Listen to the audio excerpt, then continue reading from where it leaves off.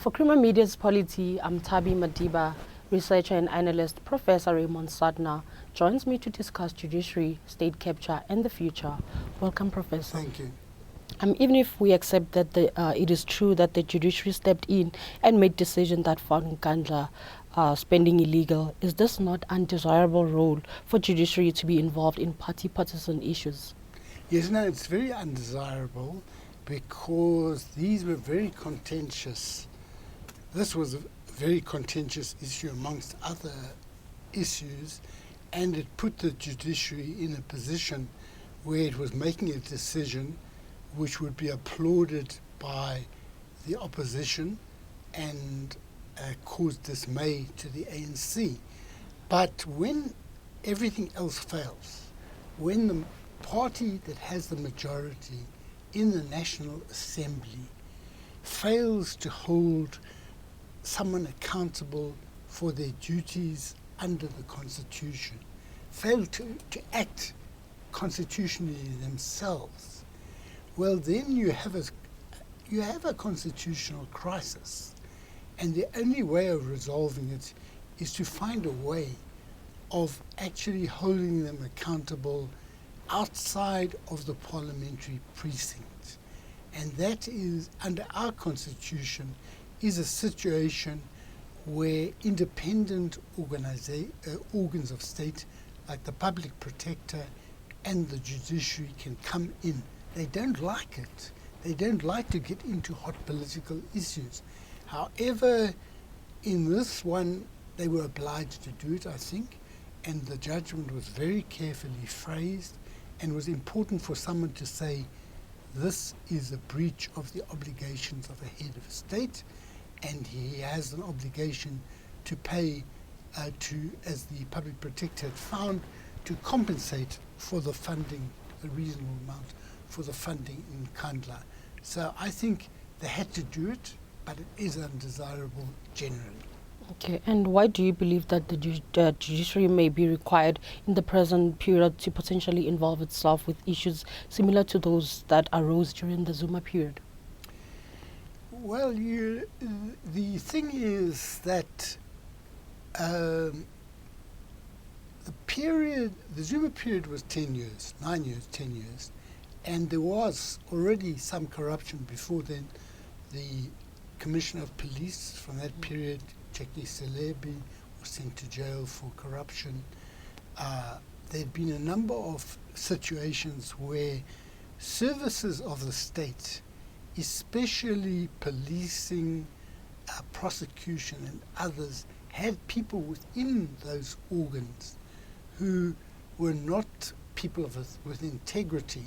And especially in the later period, we've seen how the deputy head of an NPA, Nomtobo Jiba, has been removed from her office, as well as Mkhwebi.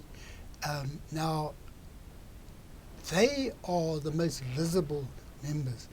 If you have that sort of example at the top, it's probable that a lot of others down the road are pursuing irregular paths. And it is emerging in relation to this Noko, who's been moved from KZN to Northwest, and other people who have tried to prosecute or implicate that former Hawks General Anwar Dramat, the so-called rogue unit, a number of others. So it may well be that there are remnants of this which cause a sort of stalemate within the police service or the NPA between those who want regularity, who want the rule of law, who want corrupt people prosecuted, and if there's a stalemate, the courts may have to come in. Because at this very moment, there is investigation by the public protector of Pravin Gordhan over an issue that has already been found by the SARS Commission, by Nugent, to have been completely legal unit.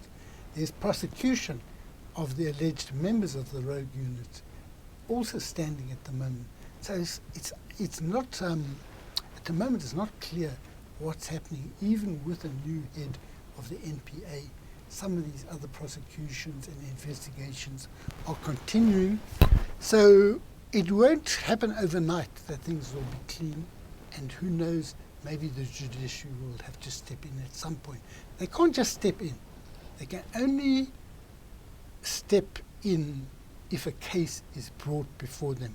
They can't say, I can see that in SARS this is happening which is illegal, we want you to come before the court. They can't do it. It must be initiated by other people. And lastly, why do you have reservation about opposition parties taking the government to court? I don't think there's a problem about them taking the government to court on principle. They have the right, they have the duty, if they believe that something is illegal, and especially as with Nkandla and other things where the state has not carried out its duties, they have a duty and a right to go to court. But what I was observing is that it has become a default position, especially for smaller parties, to go to court rather than to win a political battle. They know they can't win a political battle. But if you devote a lot of your resources to court cases, you are taking resources that could be used for building your organization. And politics is not about going to court. Politics is about building an organization that can either defeat the government in power or can make the voice of people who are suffering under certain laws or practices, make those voices heard. So that's why I have reservations. I think we mustn't just think, oh, let's go to court, because sometimes a march or building a new organization is a way of dealing with the thing. Thank you, Professor. Thank you.